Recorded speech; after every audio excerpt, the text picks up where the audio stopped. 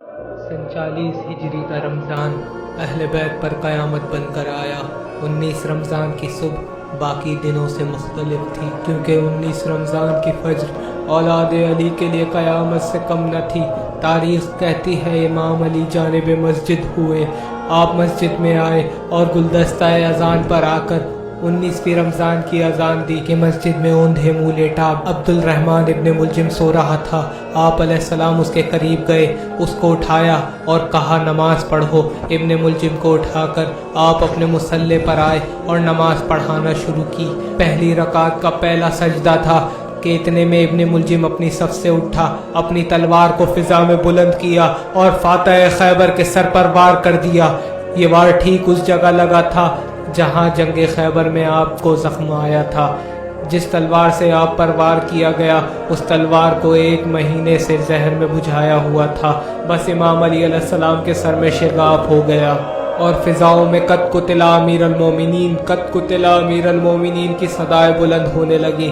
امام علی علیہ السلام نے فرمایا فزت برب الکعبہ، رب کعبہ کی قسم آج علی کامیاب ہو گیا۔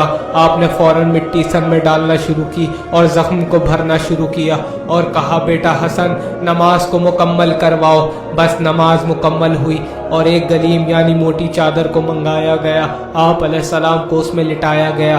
ایک طرف سے محمد حنفی اور مولا عباس نے پکڑا، دوسری طرف سے حسن و حسین نے پکڑا اور مسجد سے گھر لے جانے لگے۔ راستے میں آپ کے سارے بیٹے رو رہے تھے۔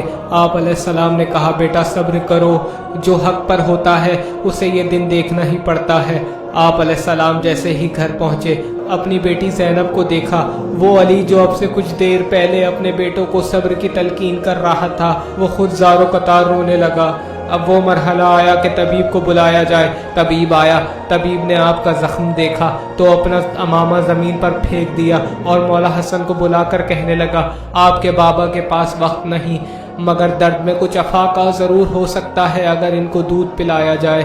تاریخ کہتی ہے جیسے ہی یہ بات کوفے کے یتیم بچوں کو پتہ لگی جن کو علی دودھ پلایا کرتے تھے، وہ سارے بچے دودھ کے پیالے لے کر امام علی علیہ السلام کے گھر کے باہر جمع ہونا شروع ہو گئے۔ مگر آپ کی کریمی کے کیا کہنے کہ جب ابن ملجم کو گرفتار کر کے آپ کے سامنے لایا گیا، آپ علیہ السلام نے کہا بیٹا حسن اس کی رسیوں کو ڈھیلا کر دو۔ امام حسن سے کہا بیٹا حسن اگر میں زندہ رہا تو میں جانوں اور یہ جانے، اور اگر میں اس دنیا سے چلا گیا تو اسے ایک ضربت کے بدلے ایک ہی ضربت لگانا۔ بیٹا حسن مجھ سے پہلے اس کو شربت پلاؤ، مجھے یہ پیاسا معلوم دیتا ہے۔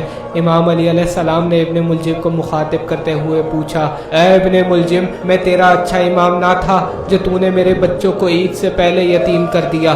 بس پورا دن مختلف اصحاب آتے رہے، گفتگو ہوتی رہی، آپ وصیتیں کرتے رہے۔ دن گزرا، 20 رمضان کا دن آیا اور وہ وقت آیا کہ 20 رمضان کی رات آ گئی۔ اصحاب کو وصیتیں کرنے کے بعد کہا جو پوچھنا چاہتے ہو پوچھو، اس سے پہلے میں تمہارے درمیان سے چلا جاؤں۔ بس گفتگو ختم ہوئی، امام نے اصحاب سے رخصت کیا اور فرمایا اب تم علی کو محشر میں پاؤ گے، اب جو وقت رہ گیا ہے وہ میرے بچوں کا ہے۔ اپنے بچوں کو بلایا اور وصیتیں کرنا شروع کی، میرے بچوں تقوی اختیار کرنا، نماز قائم کرنا، روزہ رکھنا، زکوٰۃ دینا، یتیموں اور بے سہاراؤں کے ساتھ شفقت اور انصاف سے پیش آنا، اور تمام اہل بیت کا ہاتھ امام حسن کے ہاتھ میں دے دیا۔ ایک مرتبہ بی بی ام البنین آئی اور فرمایا مولا آپ نے سب کا ہاتھ حسن کے ہاتھ میں دے دیا مگر میرے عباس کا ہاتھ کسی کے ہاتھ میں نہ دیا۔ امام علی علیہ السلام نے امام حسین کو بلایا اور مولا عباس کا ہاتھ امام حسین کے ہاتھ میں دے دیا۔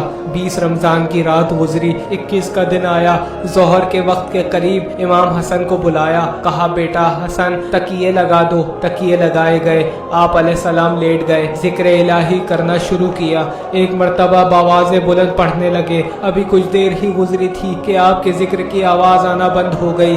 امام حسن علیہ السلام آگے بڑھے اور کہا انا للہ و انا الیہ راجعون، مومنو تمہارا امام مارا گیا۔ امام حسن نے فوراً امامہ اتارا اور فرمایا آج ہم یتیم ہو گئے۔ بچوں نے باپ کا ماتم کیا، آپ کا غسل و کفن امام حسن نے بڑے اہتمام کے ساتھ فرمایا اور اس کے بعد آپ کو سپرد خاک کر دیا۔